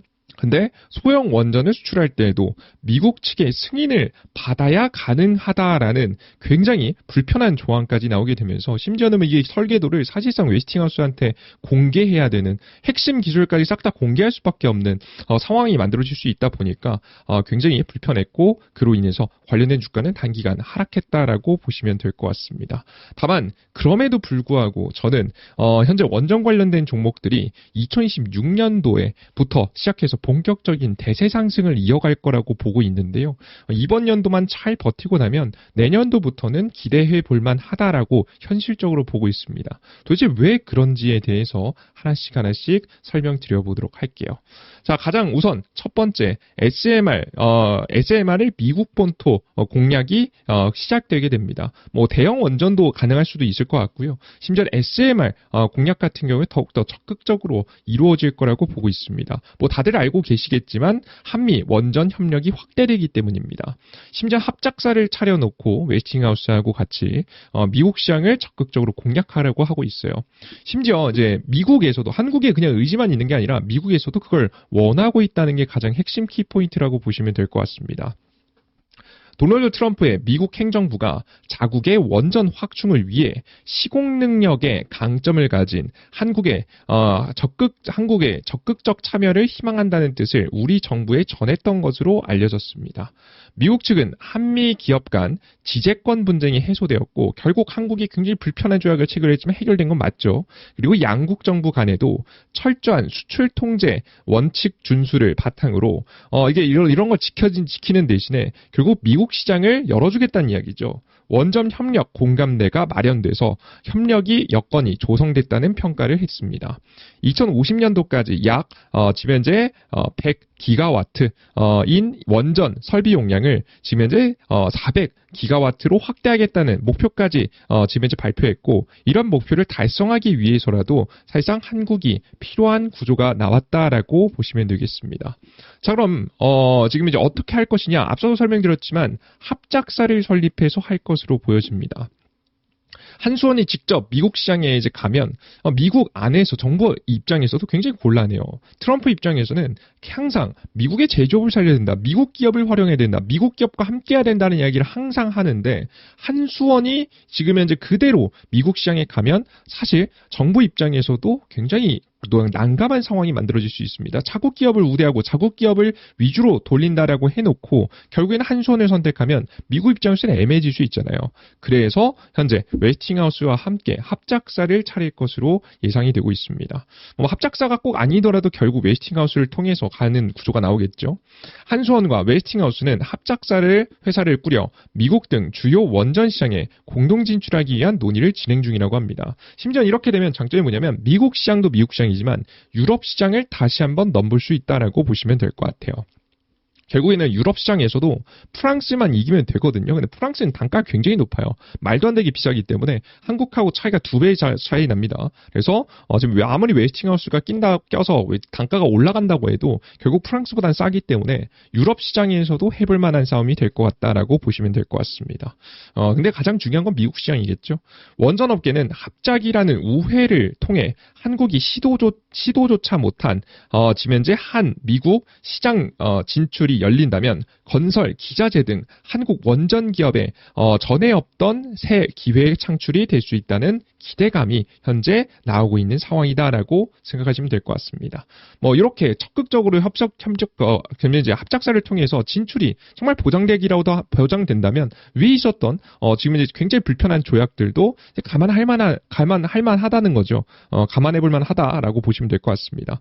다만 아직까지 완벽하게 완료된 건 아니고요. 합작법인을 설립을 통한 우회 진출이 성사돼도 지분 비율 등 지분 비율에 따라서 결국 지금 이제 주도권이 좀 정해지게 될 거고요. 아마 이제 웨스팅하우스가 가져가긴 할 것 같은데 지분이 그래도 한쪽으로 너무 쏠리면 안 되지 않겠습니까? 지분 등에서 주도권을 웨스팅하우스에 내어준다면 제2의 굴욕협상 논란이 불거질 수 있다는 우려도 있다. 근데 사실 그냥 넘겨준다 보시면 될 것 같고요. 이익을 최대한 챙길 수 있을 만한 적절한 착을 견제할 수 있을 만한 지분 정도만 가져오면 되지 않을까라는 생각을 합니다. 결국에는 이 합작사를 차리는 건 한국의 원전 기업들을 잘 일할 수 있는 환경을 조성해오자 하는 거기 때문에 이렇게 웨스팅하우스한테 완전 이제 한쪽으로 쏠리는 지분만 아니라면 이 기사 내용에서는 이제 굉장히 우려된다는 이야기했지만 사실 웨스팅하우스가 지분이 높은 건 거의 가능성이 높을 것 같고요. 어느 정도 견제할 수 있을 만한 정도, 우리가 크게 지분에 앞으로 변동이 없을 만한 정도, 우리의 협력이 계속 잘 이어질 정도만 지분을 잘 가져오면 문제가 없을 것으로 생각이 됩니다. 그러면 이 해당 지금 이제 합작사에 대한 이야기는 언제 나올 가능성이 높냐라고 하면 8월 25일 이제 곧이죠. 한미 정상회담을 통해서 공식적으로 언급이 될 가능성이 높다라고 보시면 될 것 같습니다. 대통령 취임 이후 한미 정상회담을 위해서 지금 현재 오는 23일 오전 출국합니다. 미국, 일본도 가고요. 그리고 미국도 간다라고 보시면 될 것 같은데요.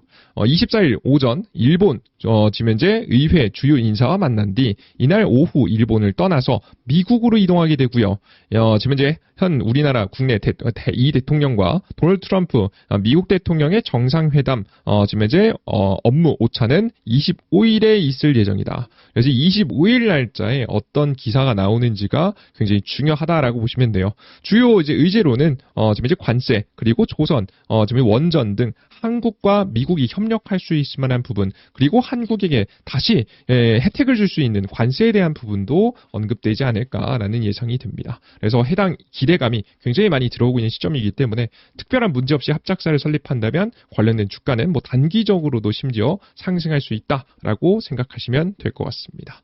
자, 그리고 두 번째, 저희가 이제 원전 관련 종목에 2차 대세 상승이 올 만한 가능성이 높은 이유 두 번째입니다. 바로 원전 없이는 데이터 센터가 가동이 불가능하다는 건데요. 여러분, 데이터 센터의 특징이 뭡니까? 일정한 수준으로 전기를 안정적으로 계속 공급해 줄 수 있어야 됩니다. 근데 이게 최근 미국에 불가능해지고 있죠. 미국의 빅테크 기업들이 데이터 센터를 짓는데 굉장히 다급해지고 있습니다. 왜? 전기가 부족하거든요. 미국의 인공지능 인프라 투자 확대 및 이상기후 현상의 증가에 따른 에너지 수요 증가로 전력난이 발생할 수 있다는 예측이 빠르게 현실화되고 있습니다. 주요 빅테크 기업과 전력당국은 사업 차질과 대규모 정전 상태를 막기 위해서 전력 사용량을 유동적으로 조절하는 등 대응에 나서고 있지만 근본적인 해결책이 지금 현재 나오기에는 역부족입니다. 그래서 미국 에너지 통계를 보면 데이터 센터가 전체 전력 소비에 미치는 비중은 2013년 기준 4.4%에서 2018년에는 최대 12%에 이를 것으로 전망이 되고 있는 상황입니다.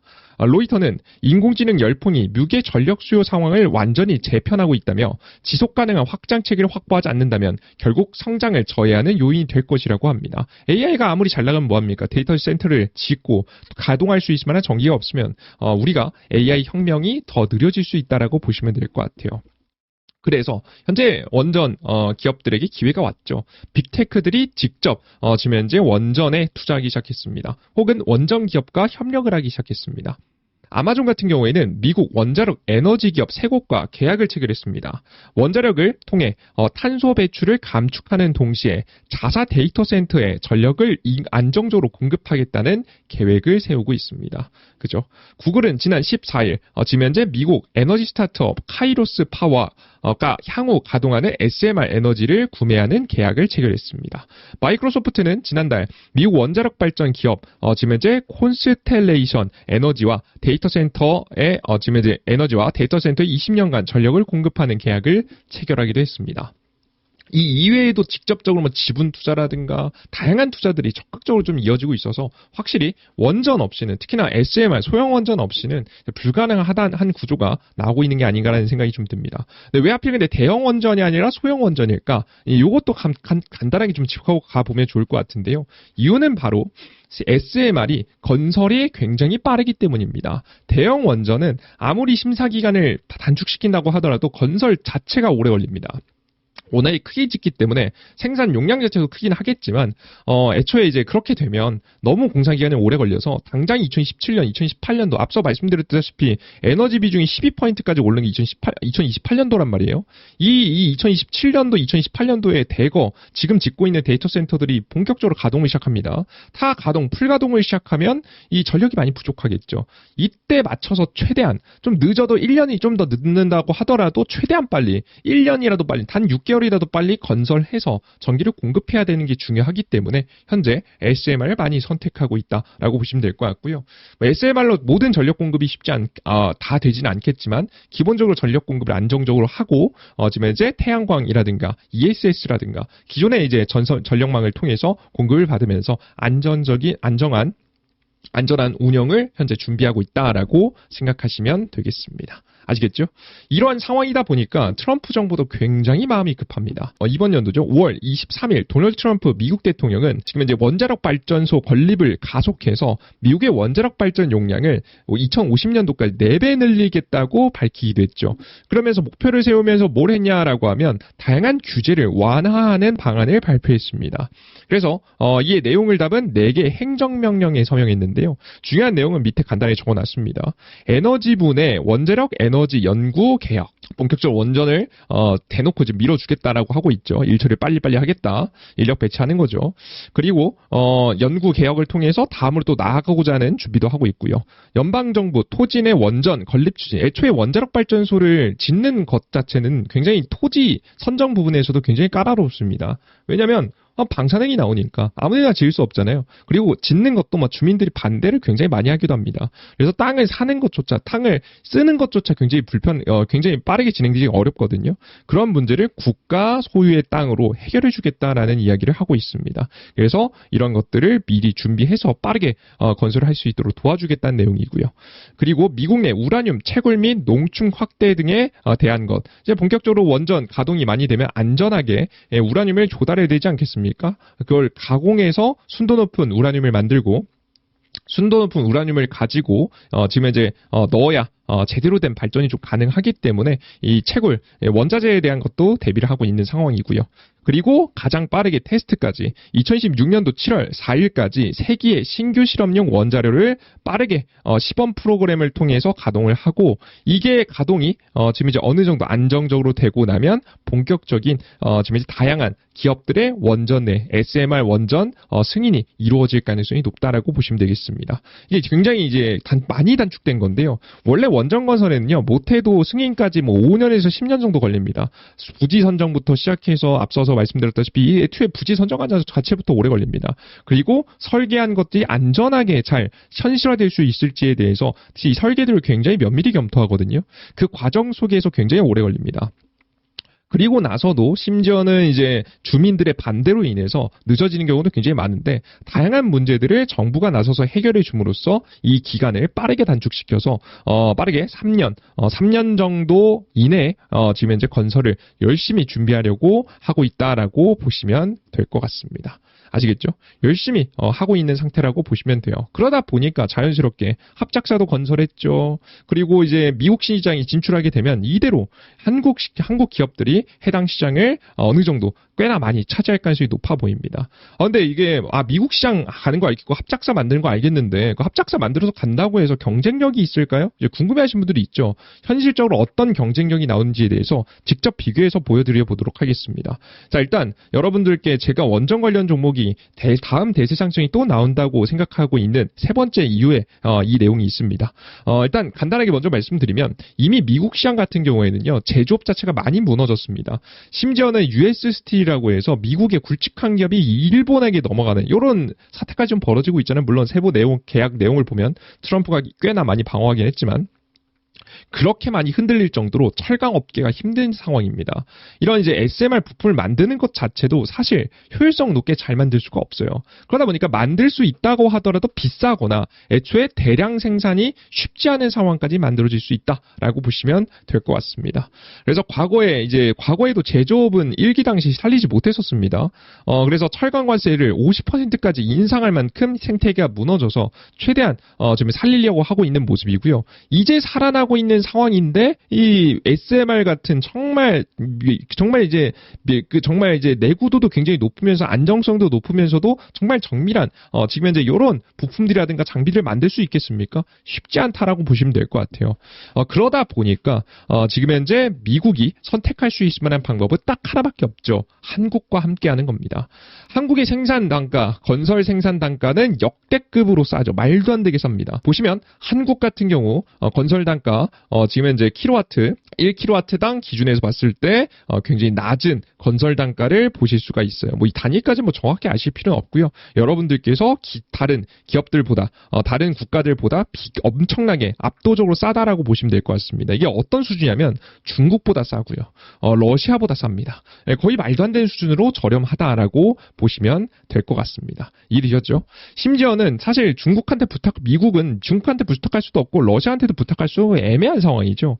그러면 누구의 도움을 받아야 되냐라고 하면 한국의 굉장히 저렴한 단가를 만든 기자재 기업들에게 도움을 좀 받아야겠죠. 그래서 이 미국의 시장을 그대로 웨칭하우스가 중간에 껴서 이득을 많이 챙겨간다고 한들 이 격차 자체가 기본적으로만 봐도 3배 가까이 되기 때문에 이 3배를 당기는 건 이 차이를 메꾸기에는 좀 웨칭하우스가 아무리 이득을 많이 가져가도 지금 현재 꽤나 지금 이제 한국의 지금 현재 기자재가 워낙에 저렴하고 경쟁력이 있다라고 보시면 될 것 같아요. 오히려 이렇게 싸게 들어가기보다는 미국 시장에서는 관세 맞는 것도 있고 하니까 꽤나 높은 가격대로 매출이 발생할 수도 있을 거라는 생각도 하고 있는 상황입니다.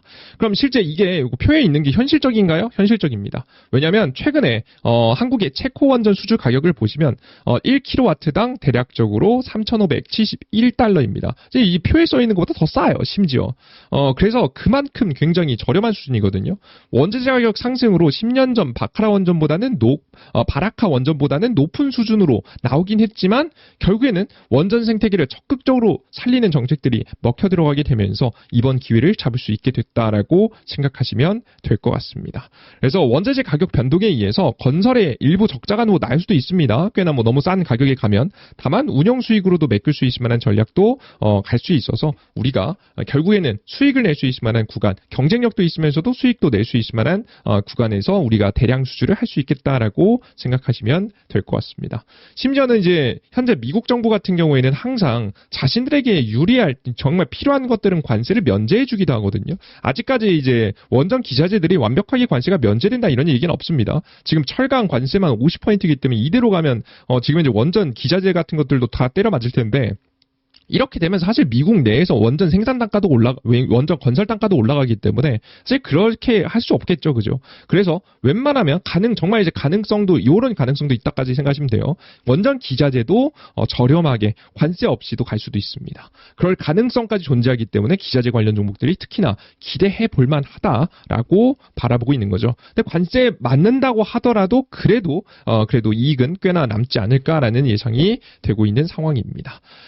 그래서 우리 투자자 여러분들께서는 기대할 만한 상황이다라고 좀 보시면 될 것 같고요. 적극적으로 관심을 가지고 지켜보셔도 될 거라는 설명 다시 한번 강조해 드립니다. 아시겠죠? 이 세 가지 이유에 의해서 2026년도 기대해 볼 만하다라고 봐요. 자, 근데 그러면 이제 매수 타이밍은 언제 가져가야 될까 고민 중이신 분들이 있죠. 예, 그 기준을 정해드리기 위해서 추가적인 내용을 준비해봤습니다. 일단 우리가 매수 타이밍을 정하기 위해서는 이 미국의 SMR 원전이 언제 허가가 나는지가 가장 중요할 것 같아요. 이 허가가 나야 결국에는 수주가 확정되고 수주가 확정돼야 크게 돈이 되는 거거든요. 그래서 결국에는 우리가 수주만 단순히 받는다. 이게 중요한 게 아닙니다. 결국 승인까지 나야 돼요. 미국 정부에서 승인을 내줘야 돼요. 이 승인이 오래 걸려서 승인을 빨리 시켜주려고 현재 정책을 좀 진행하고 있죠. 인허가를 최대 18개월, 1년 6개월 내에 처리하는 방안이 최근에 트럼프 대통령 손에서 서명이 됐습니다. 그래서 빠르게 인허가를 승인을 받는 다면 정말 이게 확정을 받고 본격적인 건설을 이어갈 수 있다 보시면 돼요. 만약에 그럼 승인 못 받으면 어떻게 해요? 건설 못 합니다. 아무리 뭐 이런저런 수주 계약을 뭐 따낸다고 하더라도 계약이 의미가 없습니다. 결국에는 이 인허가가 됐다라는 기준 하에 이건 기본적인 기본입니다. 기본 됐다 하에 돈을 벌 수 있는 거기 때문에 우리가 더 중요한 건 당장의 수주를 받는 거 뭐 이런 것들 물론 중요할 수 있겠지만 더 크게 주가를 끌어올릴 수 있는 확정 매출을 만들 수 있는 것은 결국 뭐다? 바로 인허가다. 그래서 미국 정부의 인허가가 떨어지는 게 제일 중요하다고 보시면 돼요. 그래서 당장 수주에 대한 이슈가 있어도 뭐 상승은 일부 나올 수 있겠죠. 근데 인허가를 통과하지 않으면 못하면 실적으로 자리 잡을 수 없기 때문에 우리가 중요한 건 인허가가 언제부터 시작되는지가 중요하다. 그래서 굉장히 빨라도 인허가에 대한 부분은 2026년도 말쯤 그때쯤 기대감이 돌지 않을까 싶어요. 왜냐하면 앞서 말씀드렸다시피 1년 6개월이니까요. 지금 뭐 2025년도 중순부터 시작한다고 하더라도 지금 이제 내년 말 아니겠습니까? 정말 빨라도 내년 말이고 지금 이제 2027년으로 넘어갈 가능성도 꽤나 있으니까 우리가 너무 미리 대세 상승을 생각하면서 너무 미리 살 필요는 없겠죠. 그래서 우리가 정말 빠르게 수익을 원하고자 하시는 분들은 오히려 조금 더 기다리셨다가 내년에 투자하시는 것도 괜찮겠다라고 설명을 해드립니다. 앞서 보셨던 2026년도 7월 4일까지 세계 신규 실험용 원자로 가동 시범 프로그램이 진행이 되고 있죠. 이게 이제 성공적으로 완료가 되면 인허가가 빠르게 승인할 가능성이 높고요. 그래서 이 시기 이후부터 보셔야 된다. 그래서 7월 4일 이후부터 기대감을 가지고 투자해보는 게 좋겠다라고 생각이 좀 됩니다. 기본적으로 이제 단기 빠른 수익을 원하시는 분들은 이렇게 투자하시면 좋을 것 같고요. 나는 당장 바로바로 올라가지 않아도 원전 관련 종목들 절대 놓치고 싶지 않다라고 생각하시는 분들도 계실 것 같아요. 그런 분들 같은 경우에는 제가 최근에 증시가 눌리고 있지 않습니까? 눌림목이 나오고 있는 상황에서 시장 자체가 눌림목이 언제까지 나올 거라고 보고 있냐면 적어도 9월 중순까지는 좀 위험하거든요. 그래서 9월 중순 이후로 해서 천천히 그때도 완전 저점은 아닙니다. 슬슬 증시 자체가 9월 중순 이후부터 증시가 조금씩 떨어지다가 안정되기 시작하면서 유동성 문제가 끝나고 이 유동성 문제가 끝나면서 증시의 대세 상승이 좀 기대되는 시기가 9월 중순 이후부터 한 10월 정도 사이입니다. 그래서 이 사이부터 우리가 매수를 준비하는 게 가장 적절한 구간이라고 봐요. 그래서 저점 타이밍을 잡으면 그래도 큰 수익은 아닐지라도 일부 수익권에서 오래 정도 가지고 있을 수 있거든요.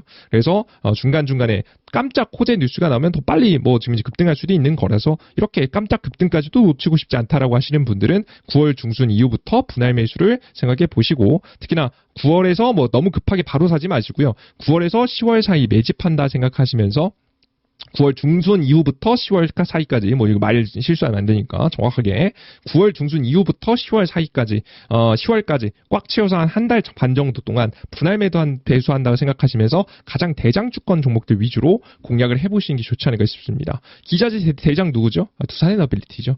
그런 기업들 위주로 공략을 해보시면 훨씬 더 좋은 수익을 볼 수 있지 않을까라는 말씀 다시 한번 정리해드리면서 오늘의 원전에 대한 이야기 정리해보겠습니다. 오늘 원전 관련된 이야기를 쭉 정리해봤는데요. 뭐 사실 여러분들께서 뭐 지금 동의하시는 분들도 있고 동의하지 못하는 내용도 있다라고 생각하시는 분들이 있을 수 있습니다. 항상 자료를 만들 때마다 느끼는 점인데 그럼에도 불구하고 여러분들께서 뭐 하나라도 얻어갈 수 있을 만한 내용을 잘 준비하기 위해서 항상 여러분께 자료를 잘 준비하고 있으니까요. 여러분께 항상 다른 영상들 또 올라오실 때마다 놓치지 않고 시청해 주시면 좋을 것 같습니다. 좋습니다. 여기까지 오늘의 원전 관련된 이야기 마무리해 보겠습니다. 감사합니다. 심사임당 시청자 여러분들 모두 반갑습니다. 온더블 투자자문의 이재진 운용력입니다. 여러분들께 마지막으로 전달해 드릴 주제는 바로 로봇 관련된 종목들인데요. 아마 많은 분들께서 로봇 관련된 주식들을 투자하실 때 굉장히 까다롭다라고 생각하실 겁니다. 왜냐하면 매출 실적을 증명한 기업이 그렇게 많지 않거든요. 심지어는 이미 어느 정도 기대감이 있는 기업들은 웬만하면 고가권, 웬만하면 많이 상승했다 보니까 비교적 투자하기 굉장히 불편한 상황이다라고 보시면 될 것 같아요. 그런데 내년도 1월에 또 CES가 있거든요. 세계 가전박람회에서 AI의 로봇을 탑재해서 다양한 지금 현재 기대감들이 내년 1월에 또다시 좀 찾아오게 됩니다. 미리미리 좋은 종목들을 골라둬야 CES가 오기 전에 올 수 있는 상승 파동에서 수익을 볼 수 있기 때문에 좋은 종목들을 찾아놔야 돼요. 그래서 오늘 준비한 내용입니다. 일단 세 가지 종목을 말씀드릴 건데요. 사실 가장 저는 강조하고 싶은 종목이 한 가지 있습니다. 해당 종목은 비교적 주가가 올라가지도 않았고 저점에서부터 매출 대비해서 굉장히 저평가받고 있는 상태거든요. 근데 최근에 다양한 일을 겪다 보니까 지금 저가에 현재 나와 있는 것이지 본격적으로 사업을 확장을 시작하게 되면 이 기업이 본격적인 매출 영업이익 실적도 증명할 수 있을 거라는 기대가 굉장히 큰 기업입니다. 오늘 어떤 기업을 준비했는지 하나씩 들어보시면서 참고해 보시면 좋을 것 같습니다. 자, 그럼 본격적으로 오늘의 이야기 시작해 보도록 하겠습니다. 자, 우선 일단 로봇 관련 종목들에 대한 현실을 먼저 항상 설명드리고 있죠. 로봇 관련된 종목들의 현실, 성장 기대감은 크지만 상용화가 아직 안 됐다. 그래서 상용화 전 단계로 대부분 적자 기업입니다. 당연히 상용화가 안 됐으니까 적자가 나는 게 웬만하면 당연해요. 다른 주사업이 있으면서 다른 사업을 하면서도 부가사업으로 신사업으로 키우는 건 이런 구조가 아니라면 사실상 적자를 지금 이제 기록하고 있는 기업들이 거의 대부분인 상황이다라고 보시면 될 것 같습니다. 그나마 신규 상장한 기업들은 이 신규 상장을 통해서 돈을 마련해놨기 때문에 일부 돈이라도 있겠지만 그렇지 못한 기업들도 굉장히 꽤나 있거든요. 그래서 확실히 종목을 잘 골라야 되는 섹터다라고 생각하시면 되겠습니다. 그래서 당장에 영업이익은 고사하고 매출 성장도 안 나온 기업들이 굉장히 많습니다. 제가 이 해당 자료집을 만들면서 이 로봇 관련 종목들에 대한 2분기 실적표를 그냥 하나도 안 빼놓고 싹 다 봤거든요. 싹 다 본 결과 영업이익이 뭡니까? 이 영업이익은 고사하고 앞서 설명드렸던 바와 같이 매출도 성장하지 못한 기업들이 굉장히 많은 상황입니다. 그런 상황이 나왔는데 왜 그런 것이냐라고 하면 하드웨어는 사실상 중국 기업들한테 뺏길 가능성이 매우 높고요. 시간이 가면 갈수록 더욱더 소프트웨어 안에 들어가는 AI, 로봇, 소프트웨어, 인공지능 이런 기술들은 사실상 미국이 주도하고 있기 때문에 한국은 굉장히 애매한 포지션이다. 라고 생각하시면 될 것 같아요. 그러다 보니까 본격적으로 상용화도 되지 않은 단계이기 때문에 더욱더 매출이 나지 않고 적자인 기업들, 심지어는 매출 또한 줄어드는 기업들이 대다수인 거죠. 그래서 우리는 언제까지 가장 기다려 볼 수 있는 종목들을 찾아야 되냐면 본격적으로 상용화가 진행되기까지 버틸 수 있는 기업들을 찾아야 되고요. 단순하게 그냥 버틴다 해서 끝나는 게 아니라 그때까지 돈을 잘 가지고 있다가 상용화가 되기 시작하는 타이밍에 맞춰서 상용화 규모가 있지 않겠습니까? 1000대를 만들겠다, 2000대를 만들겠다, 10,000대를 만들겠다, 20,000대를 만들겠다 이런 목표가 수치가 있을 거 아니겠습니까? 특히나 대기업들. 한국이 그래도 삼성전자와 LG전자 지금 이제 가전제품의 탑 1, 2 기업들이 자리 잡고 있기 때문에 그래도 해당 캐파에서 수익을 볼 수 있을 만한 기업은 분명히 존재할 겁니다. 자, 그럼 이 해당 대기업들의 캐파에 맞춰서 같이 성장시킬 수 있을 만한 기업들이 가장 중요하겠죠. 그래서 우리가 결국에는 신규 투자, 새로운 공장이라든가 새로운 이제 신규 연구개발이라든가 적극적으로 돈을 투자할 수 있을 만한, 특히나 대량 생산할 수 있을 만한 공장을 세울 수 있는 자본력을 가지고 있는 기업이 매우 중요하다라고 보시면 될 것 같아요. 그래서 최근 증시에서 결국 살아남는 기업은 누가 되는 거냐면 레인보우 로보틱스, 삼성전자하고 협업하고 있는 사실상 삼성전자 자회사죠. 삼성 로보틱스라고 이름을 바꿔도 이상하지 않은 지금 레인보우 로보틱스가 굉장히 유망하다라고 보시면 돼요. 첫 번째 기업이고요. 그리고 가장 대표적으로 로보티즈, 다들 알고 계시죠. 아직까지 적자이긴 하지만 흑자로 돌아서기 시작한 기업이고요. 이번 2분기에 흑자 폭이 좀 줄어들긴 했어요. 매출하고 극자폭이 좀 줄어들긴 했지만 본격적으로 중국이 로봇에 상용화를 시작하면 로봇 기업, 이 중국의 로봇 기업 1위 기업에게 핵심 액추에이터, 관절이라고 하죠. 우리 몸으로 치면 관절 부품을 공급하고 있기 때문에 사실상 해당 기업이 성장성을 보일 때 굉장히 큰 성장을 보일 가능성이 높습니다. 아직 LG의 자회사까지는 아니겠지만 그래도 LG의 지분 투자를 받고 있고 본격적으로 로보티즈가 확실하게 성장한다라는 게 입증이 되면 LG의 추가적인 투자도 지원 투자도 가능하기 때문에 로보티즈 같은 경우에는 굉장히 매력적인 상황이라고 보시면 될 것 같습니다. 계속해서 주목해보면 돼요. 다만 좀 단점이 있다면 이 두 개의 기업은 주가가 낮질 않습니다. 그래서 현재 주식시장이 현재 흔들리고 있는 와중에는 공략을 하기가 굉장히 불편한 기업이라고 보시면 돼요. 자, 그러면 도대체 어떤 기업을 투자해 봐야 되냐라고 하면 제가 이번에 새롭게 여러분께 말씀드릴 종목, 이 두 개의 기업도 굉장히 나쁘지 않죠. 당연히 좋죠. 당연히 좋습니다. 이걸 절 나쁘다고 하는 건 아닙니다. 다만 조금 더 싸면서도 조금 더 매력 있는 종목을 찾으시는 분들은 제가 지금부터 설명해 드릴 기업을 조금 더 집중해 보시는 게 좋지 않을까 싶습니다. 제가 어떤 기업이냐라고 하면 최근에 S&T 홀딩스와 함께 사업을 하는 기업이다라고 보시면 될 것 같은데 정확하게 S&T 홀딩스의 사실상 뭐 자회사다라고 보시면 되겠습니다. 어떤 기업이냐? 바로 스맥이라는 기업입니다. 스맥, S&T랑 무슨 관련인가요? 라고 하시겠지만, 최근에 S&T 홀딩스가 스맥을 인수했습니다. 그래서 경영권을 가져온 데 성공했고, 그로 인해서 본격적인 스맥의 성장이 기대가 된다라고 보시면 될 것 같습니다. 자, 그럼 스맥이 어떤 사업을 주로 하느냐? 방향성을 좀 봐야겠죠? 기본적으로 스맥 같은 경우에는 보시는 바와 같이 크게 두 가지 사업 부분으로 나뉘는데요. 첫 번째는 기계 사업 부분. 기계 사업 부분은 말 그대로 로봇 부품이라든가 로봇 완제품 같은 것들을 만들 수도 있겠고요.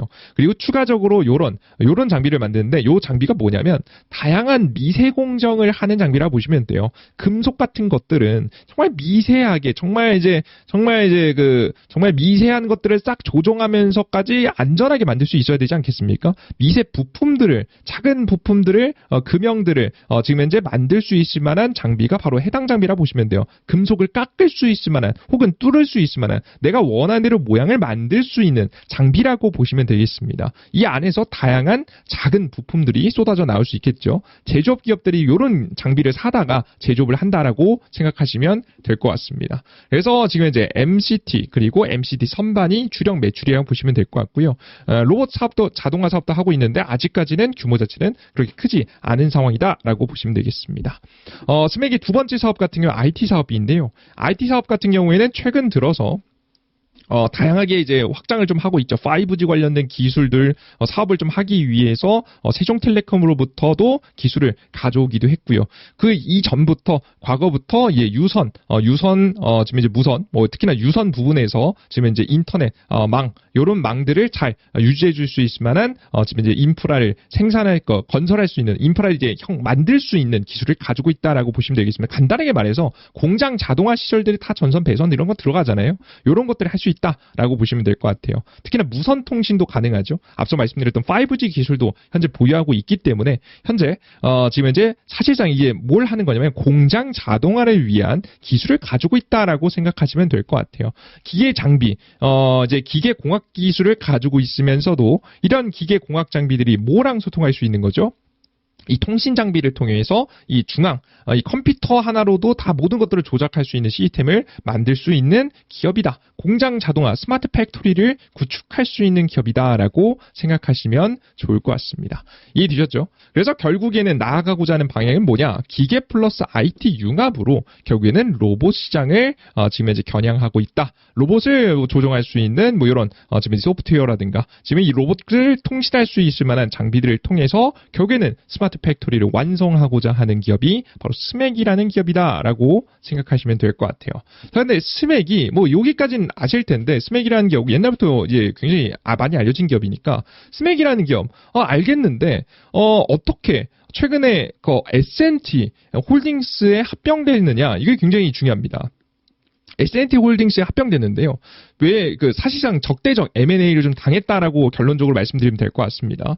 원래는 이제 대표가 누구였냐면 지금 이제 전문 경영인 출신 최영섭이라는 분이셨습니다. 원래 스맥이라는 회사의 창업자 분께서는 이제 돌아가시고 결국 남은 지금 전문 경영인이 주식을 확보하게 되면서 주식을 사들였죠. 결국에는 자신이 운영하는 회사로 만들었었는데요. 최근 들어서 S&T 홀딩스 최평규 회장과 경영권 분쟁을 벌였습니다.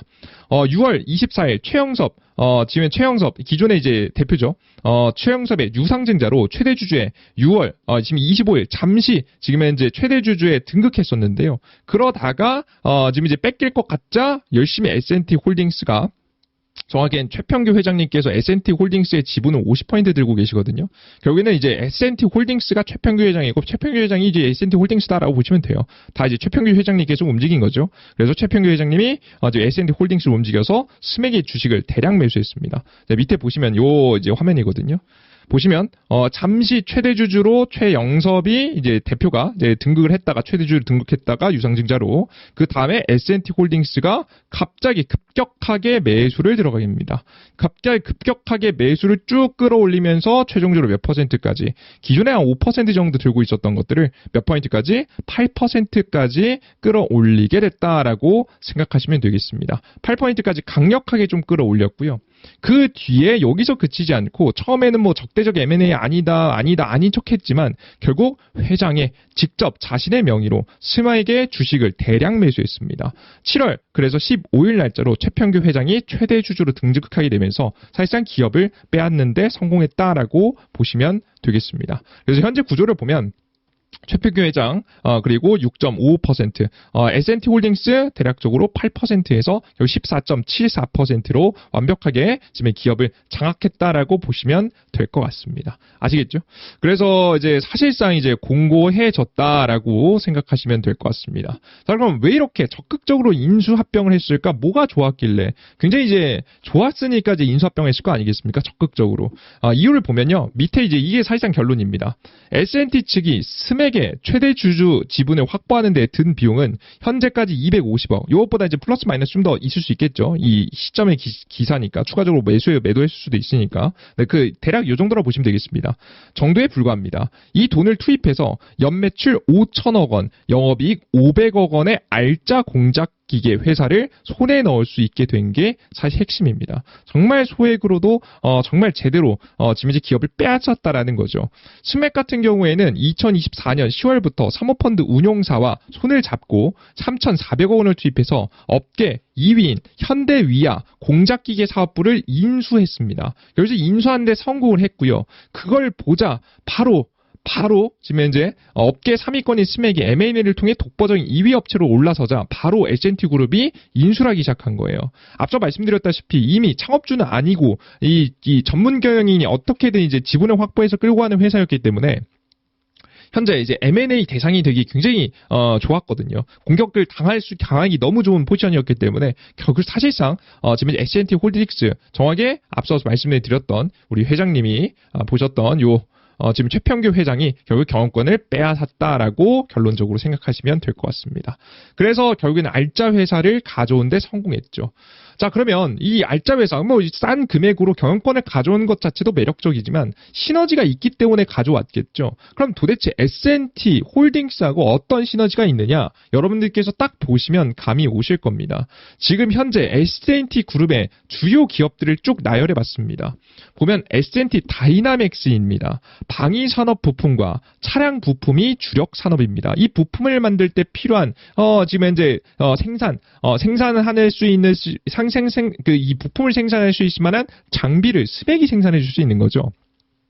지금 현재 120mm 자주, 박격포, 그리고 소형 무장 헬기용 기관총 등 무기 체계를 생산하고 있는 기업입니다. 최근 들어서 방산 기업들 대박을 쳤죠. 함께 매출 굉장히 잘 났습니다. 간단하게 먼저 보여드리면 S&T 다이내믹스 매출 성장 고속으로 나오고 있고요. 영업이익도 역대급 최고치를 찍고 있다라고 보시면 되겠습니다. 내년도 이번 연도 매출 잘 날 예정이고요. 영업이익은 소폭 좀 줄어들긴 하겠지만 전체적으로 역대급 항상 고점을 찍으면서 성장하는 중이다라고 생각하시면 되겠습니다.